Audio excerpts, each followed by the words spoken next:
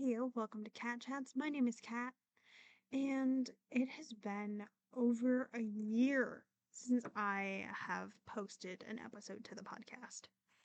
And I don't really have an exact reasoning for why it has taken me this long to host an episode. And it's not that I didn't think about doing it. Many, many times I have opened the website, opened the recording software, whatever, to try and go ahead and record an episode. And I just ended up not doing it. Or I'd start to record it and then I just stopped and deleted it. And I don't know. I just Cat Chats, I created it to be a spot for me to just ramble and ramble and ramble. And that's kind of the point of it for me. And I I want to actually do the podcast and I want to try and be semi-regular about it. I give no guarantees, but I want to at least try. What I would love to do is have one episode a month is what I would strive for. If I get more than that, that is awesome. That is epic. But if I only get one episode a month, that's okay. I'm perfectly happy and content with that.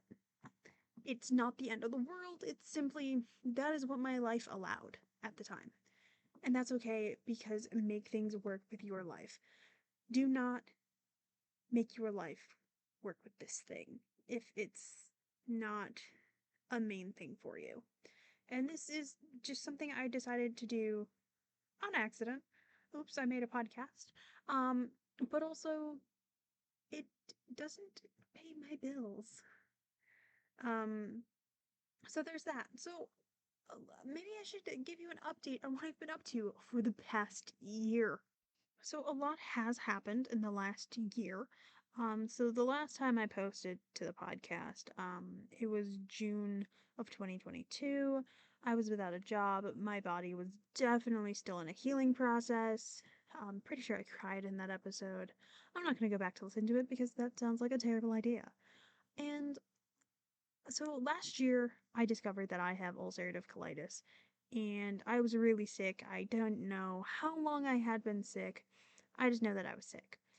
And so my friends like to say that I lived a medical drama because I went to a regular doctor on a Monday, and then by the next week, Friday, I was getting a colonoscopy.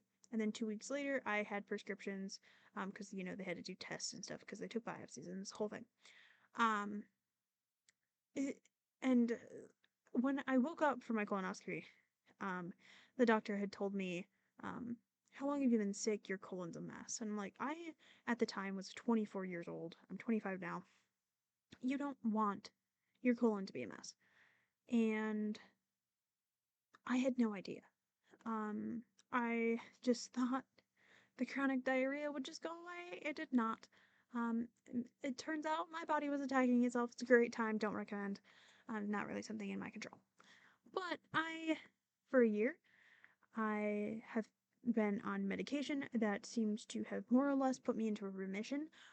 Um, though potentially, depending on some other things, I might have to go to infusions. If my back pain is related to my ulcerative colitis, which there's apparently a small chance that it is. Um, I'm really hoping it's not. I just hope it's regular back pain, because I really don't want to have to do infusions. But if I have to, I'll do them. And I just recently found out the part.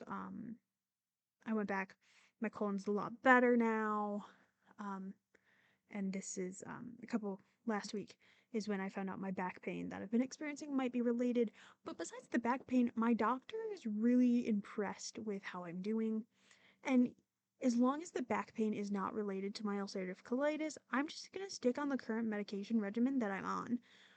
And that is awesome. And it's also some of it can be helped and controlled by some of my diet as well. It doesn't just have to be medication, it can be my diet as well. I've learned there are foods I cannot eat. and that's what makes me sad. For example, like one of the foods I learned I can't eat is I can't have pepper jack cheese anymore because of the peppers that are in it.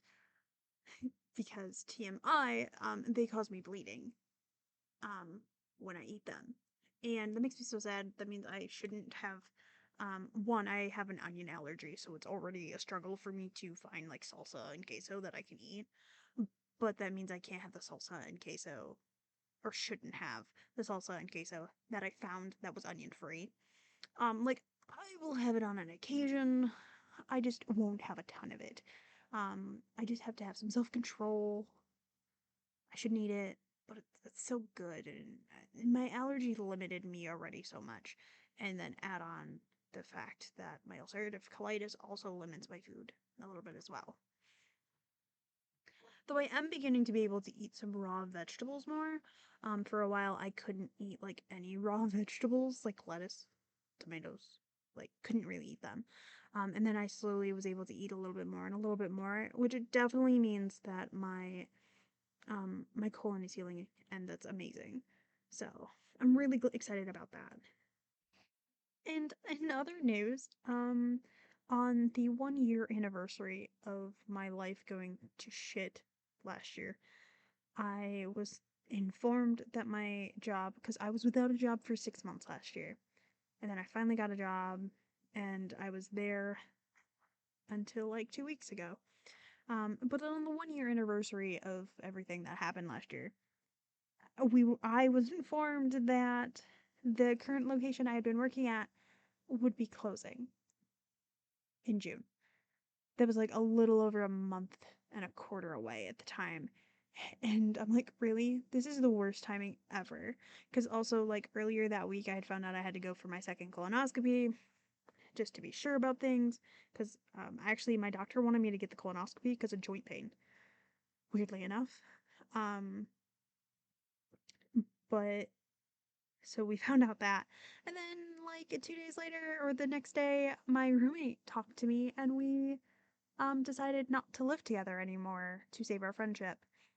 And so, like, my life was just like, what the hell is happening? All over again. It wasn't nearly as bad as the previous year, obviously. I still had a job for a little while. I still technically have the apartment, like, and I talked to my mom, talked to my dad, talked to my sister, talked to some friends, and now, mid June, because we found that out at the beginning of May, I live with my mother now. It's not bad. I'm a lot closer to my family. I'm no longer over 100 miles away from my family. When I went off to college in 2016, I went for school, and I was over 100 miles away, and that's where I stayed until just recently. And so and my entire family lives within a 45-minute drive of each other. Almost my entire family. Mom lives in one town, dad lives in the next town, sisters both lived in the same town as my mom. Grandma lived like 40 minutes away, like my mom's mom. My dad's mom lives in a different state.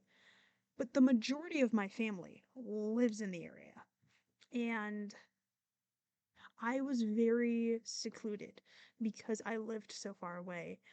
And my sister told me, she's like, I feel like I couldn't help you or support you and be there for you in so many ways over the years because you were so far away. And I don't drive personally. I don't have a driver's license yet. I know, Cat, you're 25 when I have a driver's license. I have anxiety, and I'm from a broke family, so I didn't want to put money towards driver's training because it can be really expensive. So expensive, by the way. Um, but now I just need somebody to teach me how to drive because I'm over 18. Somebody can teach me how to drive. I can take tests and do that stuff. But like several people in my family were like, I felt like I couldn't support you or be there for you when you needed us. And yeah, that's fair. And so I'm really happy to be home. It's gonna be a little bit of a learning curve. I've been home a week now. But it's gonna be a little bit of a learning curve. I haven't actually properly lived with my mom since my parents got divorced when I was in fourth or fifth grade. Like that's when the divorce started. It was finalized when I was in sixth grade because kids were involved, or I was involved with the divorce. So that's why I took divorces take so long, is when you have kids. And so I haven't, because my dad had primary custody. So it's been a very long time since I've actually lived with my mother. I haven't spent more than a week with my mom at a time since I was like 8 or 9, which is very impressive. And but I'm happy. I'm with my mom. I get to see my mom every day. I get to see my stepdad, see my sister probably once a week. Um, she can just show up whenever she wants. She has a key to their house, I'm pretty sure. My dad only lives 19 minutes away, so that is amazing. So I think so far it has been really good for me mentally to be home. I actually made a comment to my therapist about how coming home, it feels like so much weight has been lifted off my shoulders. I still have to pay the rent at the apartment because my name is on the lease and I'm still friends with my old roommate and I still have stuff there. So I only am paying that rent until September when the lease is up. But besides that, I do still have like some other bills and stuff I have to pay, but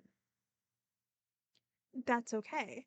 I already have a job. In fact, the day I'm recording this, it was the first day of my job.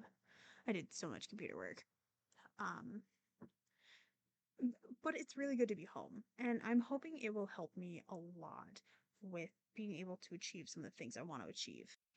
So, because when in the previously over the last year, between my health, stress, anxiety, um, for 6 months I had been looking for a job. A little over 6 months I had a job, but I was a retail area supervisor, so I was like stressed. And anxious, and I didn't do nearly as much writing and editing and things that I enjoyed and wanted to do. Like I also want to get in. I have the stuff and I've started, and I really enjoy it when I do it, making candles. Um, so that's one of the things I wanted to work on. But working on my writing stuff is really important to me because I love the world I have created for my books. I love the characters, the magic, everything about it. And I really want to put that out in the world for everyone else to enjoy. And I don't want it like, yeah, sure, I would love to make a little bit of money from it. But if I don't, it's not the end of the world. I'm gonna write that stuff anyway. Why? Because I like to. I am creating these worlds in my head, whether other people know about them or not. So why not share them with somebody so that I can potentially make somebody else smile because they enjoyed it, make somebody cry because I managed to make them feel something. And because of everything I had been going through, I didn't do nearly as much of that stuff as I wanted to. Because I was like, how am I going to pay my rent? How am I going to buy groceries and pay my bills? Everything like that. Whereas now I don't really, for this foreseeable future, I won't have that problem. Like, if my mom does need assistance for something and I have the money, I'm not going to say no. She's letting me live in her home rent free. Okay. Currently, she has bought all of my groceries because she eats the same food. Um, so when one of us has dinner, we all have dinner. But my mom is actually the one who suggested I could take a step back with work. Not because I was working full time and I was so exhausted. Also, considering my health situation like fluctuates, joint pain, back pain, random intestinal pain. Not a fun time. Really, and then working full time did not help it. So my mom was actually the one who suggested I could pull back a little bit on work and I could focus on the things that I want to do and focus on my health, both physical and mental. Okay? My physical and mental health. And part of my physical and mental health is like actually allowing myself to relax and not work 9-hour shifts anymore. Because that's what I was working. I was working for at least the last month. I had been working 9-hour shifts, which like I was like, yeah, this makes sense because if they're open and close shifts, there's no point in anyone else coming in for an hour. But it's still taxing and exhausting when you're already kind of in pain. And also back in November when I got my job, at my previous job, I went straight from not having a job to jumping feet first, head first, whatever, into working. And so that caused me a lot of physical pain. And it just, like, it helped me mentally because I was able to actually pay my bills. But it did not help me mentally in that I was anxious and stressed a lot. Not because of my coworkers, but because of like dealing with corporate and some other stuff. Just having that a position where you are technically the person in charge is very taxing mentally, whether you have to do something taxing that day or not. Um, but part of my mental health is writing. It's being able to put the stories in my head down onto paper, type them up on the computer, whatever. That is part of my mental health. And allowing myself to rest is part of my physical health. Um, Not stressing and being anxious all the time, part of that too. So, my mom, I really appreciate that she's the one that suggested that to me so that I wouldn't just try and jump right into another full-time job. The job I just got that I just started today is a part-time job, working about 24 hours a week, which is what I asked for, because it'll give me enough money to pay the bills that I know I'll have, and that is great. So, what do I want to do further with some of my book stuff? You might be wondering if you've been here before, if you know I wrote. So, I have been trying to edit my book for months. I wanted my book to be published last year, in July. Guess what's not published yet? Um, and then I also did the whole Kindle Vella thing. And then I decided I didn't like Kindle Vella for reasons. I made a whole YouTube video about it. Because it didn't have the interaction that I was hoping for it to have with the readers. And I come from a fan fiction background where readers can comment, they can like follow, favorite, whatever, but they can comment and you can actually have a back and forth in your comments with a reader, which I love about fan fiction. And kind of how I feel that Kindle Vella had been advertised to me is that connection, communication with your readership, and it didn't give me that. It gave me polls and author notes. That's it. The only way you could comment was a full review on the whole project. Didn't like that. So I was like, I'm gonna just pull it because I want to make it as an entire book anyway, but I needed to do edits anyway. And Substack. One of my friends, Charlie Dorset, does their work chapter by chapter to Substack. And I think I would really, and that allows for the commenting on each chapter. So I think what I'm going to do is the edits I'm doing currently, I'm going to post those to Substack. But I want to do an additional aspect to that that was inspired by my dad. One day he told me he missed listening to me read to him. Growing up, little kids, they have that assignment when they go home to read to their parents. Then their parents have to sign our initial. My dad was generally the person I read to. And as I got older, I got into reading on my own. My dad would, he'd be like, "What are you reading?" And I'd tell him, and he'd be like, "Are you comfortable with reading it aloud to me?" And so I'd read it. Or my dad has really bad dyslexia, so it hurts him to read some too much. And he actually does love books. He likes reading. He likes stories. Um, But when it hurts you to do that, it hurts you. So I would read to him. So he loves audiobooks when my stepmom plays them. But he inspired me that I was like, well, I can't afford for an audiobook person, narrator, to actually record it, but I can do a recording myself. And that's cool because apparently several people are like, yeah, I like listening to you read. I'm like, I don't understand why.